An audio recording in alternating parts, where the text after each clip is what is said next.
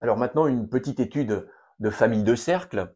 J'ai une famille de cercles Cn, d'équation x au carré plus y au carré égale 2n x plus y. On va supposer que n appartient à une étoile. Et la question posée est la suivante.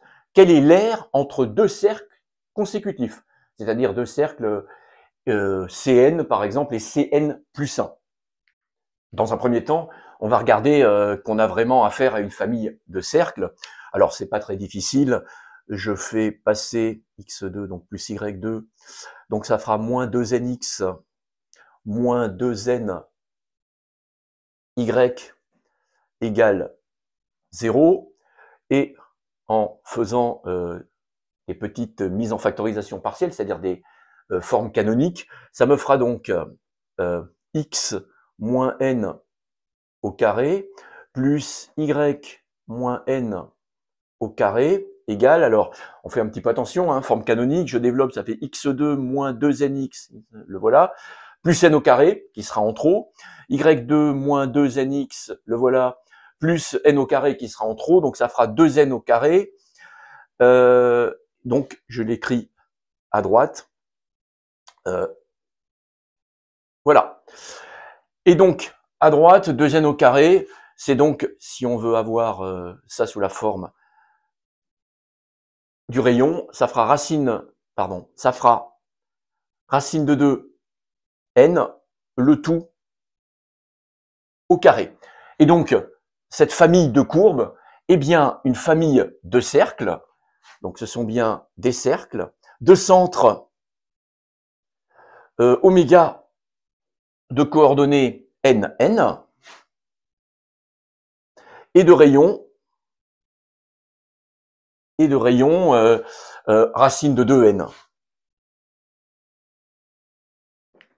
Alors on va essayer d'en faire une petite représentation rapide, mais on peut constater quelque chose, que tous les cercles ici passent par le point de coordonnées 0, 0.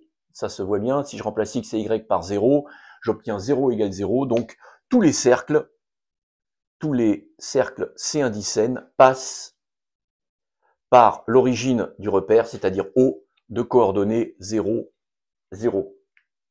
Alors, j'ai tracé de façon assez grossière le cercle C1, donc de centre 1, 1, et de rayon racine de 2. Voilà, il passe par l'origine, ici.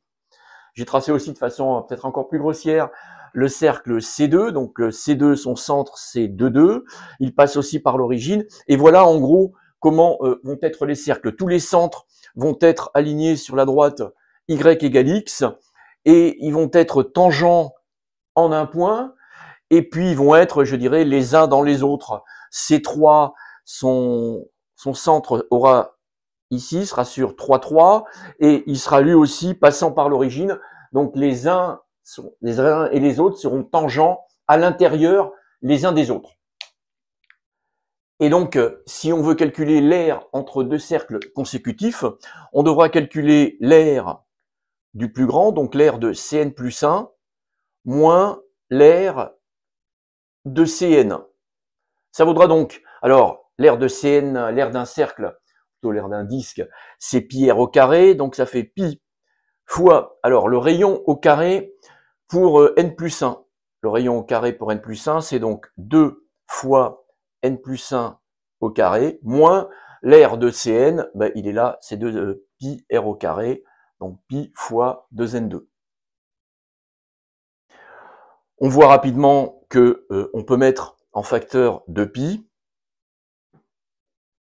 et il nous reste à l'intérieur n plus 1 au carré, moins n au carré, ce qui, sans trop de problème, me donne 2pi. Alors si on développe, ça fait n au carré, il va s'éliminer ici. Le double produit, il va me rester 2n plus 1. Voilà. L'aire entre deux cercles consécutifs, consécutifs par rapport à leur indice, vaut donc 2pi fois 2n plus 1.